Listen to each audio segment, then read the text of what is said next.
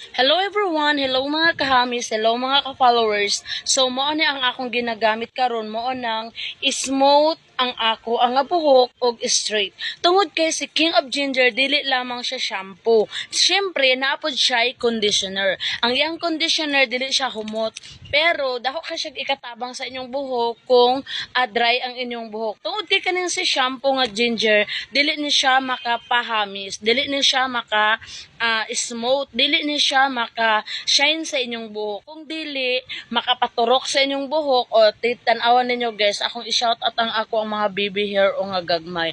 So, syempre, tungod sa iyaha, nitag-as ang akong buhok, nga straight ang akong buhok, and then, nangaturok ang akong buhok. Syempre, kung mugamit po ta ng King of Ginger, is dili nato siya i-direct sa ato nga scalp.